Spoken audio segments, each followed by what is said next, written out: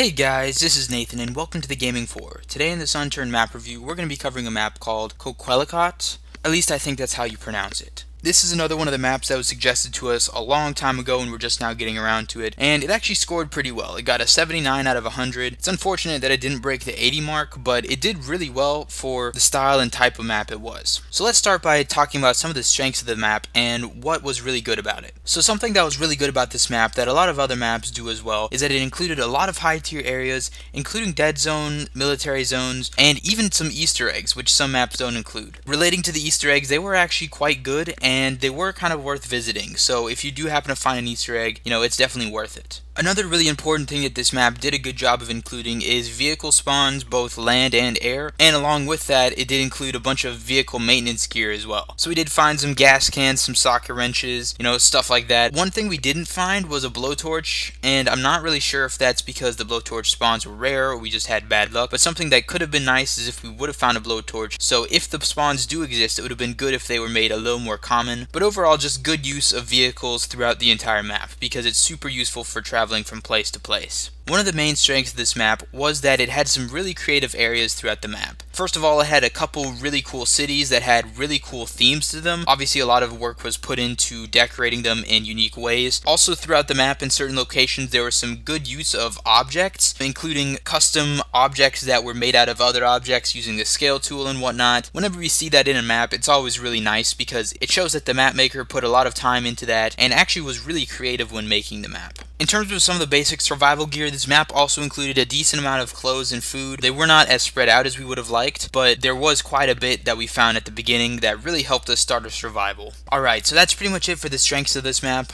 So now let's move on to some of the weaknesses and where it lost some points. So one of the first things I do want to mention, and you'll probably figure it out pretty soon as you get into the map, is that nighttime is crazy long. Obviously this is by design, and the only issue with it is it's kind of annoying, and it kind of strains your eyes after a while, and it's kind of annoying not to be able to see very clearly, but that's just something that's a part of the map, so be warned before you go into it. Expect like a super long nighttime. Also, something related to the basic survival gear is that it would have been nice to see more food and water throughout the entire map. The starting areas, the areas near where we spawned, did have a decent amount, and it did get us set up pretty well, but as we started exploring further into the map, we started running out, and we really had nowhere to get more food. Also relating to basic survival gear, in terms of the weapons, it would have been nice to see a lot more simple, basic melee weapons. We did find some melee weapons, but a lot of them were larger and slower, including like the ore and maybe a pool cue or a sledgehammer, but it would have been nice to see some of the smaller, faster hitting ones like the hammer, kitchen knives, even a flashlight or something like that.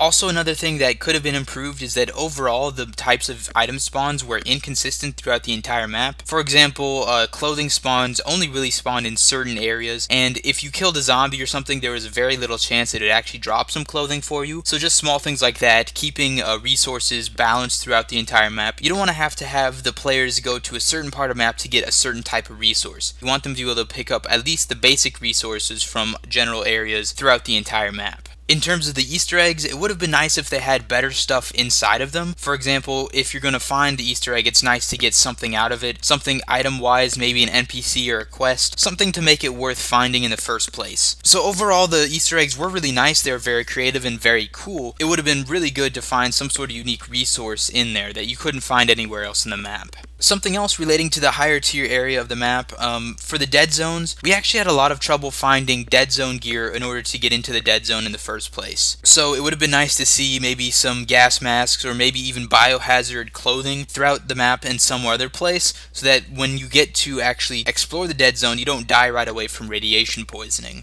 And lastly, one of the main weaknesses of this map was actually the style and kind of the theme of it, and this is mainly due to the fact that it was all snow and the map maker used one type of tree, so the terrain became a little bit monotonous at points and it was kind of hard to tell where you are in the map. So it would have been nice to see a few more landmarks and maybe different types of trees and maybe other materials. All of that would have really improved the quality of the map and made it a little bit nicer and more interesting. Alright, so that's pretty much it for the weaknesses. Obviously there was a little bit more to talk about there, but this map did really well overall. So anyway guys, if you're interested in checking out this map, I've got the link below in the description. Thank you guys so much for watching. Please like the video if you enjoyed it, and please subscribe if you want to see some more. I will see you all later.